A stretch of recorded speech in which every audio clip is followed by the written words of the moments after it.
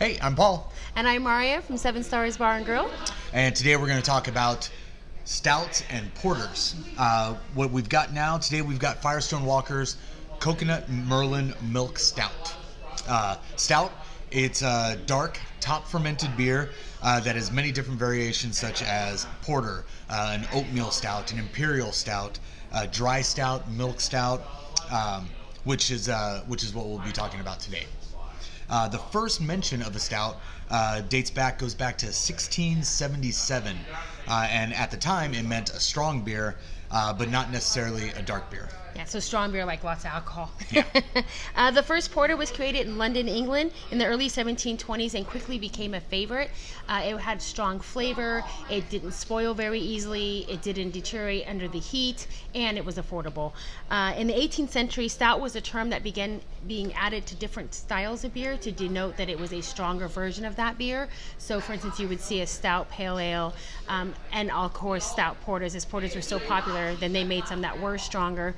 And then it started becoming used more and more frequently exclusively with porters, and then became synonymous. So stout and porter became synonymous with dark beers. So there's a huge debate still with breweries over whether porters should be their own style of beer, separate from stouts. Milk stouts in particular are made by adding lactose, which is a milk sugar, and lactose is not fermented by yeast, so it doesn't get eaten up by the yeast, leaving it behind in the beer, making a sweeter beer, and also gives it a silkier finish. At times in history, milk stouts have actually been touted as a nursing mother's best friend or just as nutritious as milk. Current scrutiny would not hold up for that. At Firestone Walker Brewery, it's just a couple hours down the coast in Paso Robles. Started by two brother-in-laws, Adam Firestone, the bear, and David Walker, the lion. This is back in 1996. Their brewmaster, Matt, his nickname is Merlin, and he puts out, if you're familiar, you'll know, he puts out a Merlin series each year. This year's is the Merlin's Coconut Milk Stout. So there's a lot of confusion when we were ordering this. It was described to me as a cocoa Merlin, and often years in the past, the Merlin series has been like a mocha or a coffee or a chocolate or something along those lines, so cocoa made sense. But then when I was trying to find it online, I kept finding only coconut Merlin, and I didn't think it really lined up with what we were expecting. But then upon doing some more reading about it and such, and finding out that they toast the coconut first, so it gives it that same nutty coffee kind of flavor, and thinking about how coconut milk is a substitute for milk, so it probably adds to the silkiness, it kind of all made sense, and we were excited to try it. Yeah, so what do you think? I like it. I would definitely drink it. This is something that I probably want to enjoy more with a meal, not something I want to drink throughout a night, or if I'm out on the boat or doing anything like that. It's good, but I would limit it to one. Again, I'm no critic. My flavor, my taste, I would limit this to one, casual, maybe at dinner or after dinner, and enjoy it like that.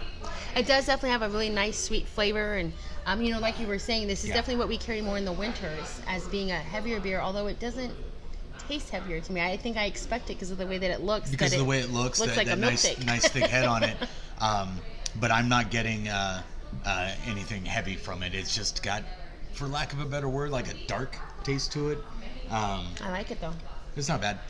Doesn't have that beer taste. No, it definitely does not taste like a beer that I'm used to drinking. That's what we feel. Moving on, though, what we're going to talk about next, we've got the holidays coming up. Thanksgiving in particular right now coming up first. We will be closed for Thanksgiving this year. And we're not closed every year. Some years we are, some years we aren't. I'm taking off on my rant here, and I don't want him to catch flack with this, so I'm going to go off on my own rant. So here at 7 Stars, our policy on holidays has always been to... So if we have staff that wants to work, we throw it out there to them. If they want to work, they can come in and open up, and they can... promote themselves. We'll promote it also, let everybody know the bar's open. The staff can post to their social medias and let people know that we're open. But we take volunteers. It's not something we force. The exception being everyone works New Year's Eve and everybody works May the 4th. Those are the two holidays. To some degree, those two holidays, everybody does work to some point. But other holidays, typically, No, we don't make anybody. But we do take volunteers, and we have been open in the years past. And we do have had employees that didn't have other plans, so they looked forward to having something to do. And we have customers that didn't have plans, and they looked forward to somewhere to be. And so it worked out. We've been on both sides of that coin. Paul, you've been in the military. Did you get holidays off? Not always. There were plenty of times. I served 5 years. There was plenty of times that I had no choice. I was assigned some sort of duty that I had to do, or I was in the field somewhere, or I was deployed somewhere. I had no choice. I had to do it. That being said, though, there were other times planned ahead. I had no duty. I was able to ask for some time off, but even still, without that time off, the chance was always there that I could work. And I've been in the service industry for most of my career, so holidays were a given. It was just part of what happened. Yeah. And I would have to work weekends sometimes, and I also have the random Wednesday off to do my own thing, and I can make adjustments to my schedule. So there was, you know what you're signing up for when you get into the service industry. But that being said, there's also times I was being forced to work holidays I didn't want to work.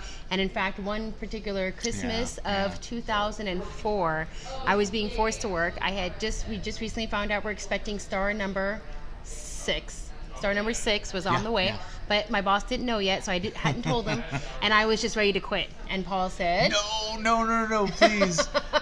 She was furious about it. I remember her coming home.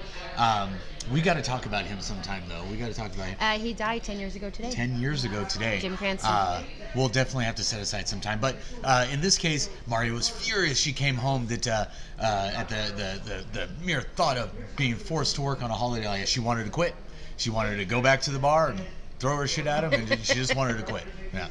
But Paul stepped up. He said, well, can you see if I can work for you? So he worked for me that Christmas, which was a fair compromise. So we've been on both sides of being forced to work, and then of also understanding that this is part for the course that we're going to work. And growing up, both my mom and dad were RNs over at Valley Med, and so they worked holidays a lot too, and that was just part of what it is. So the reason I'm saying all this, the reason it's my rant, is there's a lot of things I'm seeing on like Facebook and whatnot about, support families, don't shop on holidays, or, as if companies that make employees work on holidays are monsters, and it really frustrates me. And I didn't want our position this year to be used as if we're agreeing with that, because I don't. When you work in the service industry, there's a lot of perks, and there's some downside too, and you know what you're signing up for when you do it. So because of our experiences and being on both sides of that coin, right. we choose to take volunteers. If people want to work, then we'll be down here and we'll make sure we're open and ready, and we'll support that. We'll make sure they have everything they need to still have a successful day. But if you want the holiday off, that's fine too, and we'll be closed. And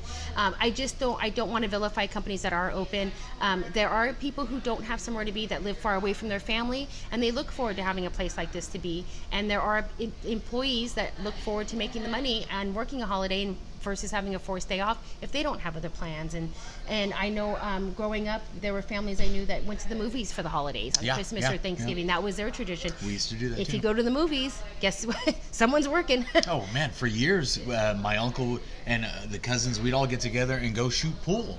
And we would have been devastated had the pool hall been closed for Christmas. And we'll tell this story another time, but we met Christmas night in a bar. Oh God, that's gonna make for a good story. Yeah. But so we definitely see both sides of it. So I just wanted to say that we are closed for Thanksgiving, because that's how we feel the best way to support our employees. But that we are not in any way making a statement that we think all businesses should be closed, or that it's our place to make policy for what everyone else should be doing out there. It's not our place. We take care of ourselves here. We run it how we think is right and fair.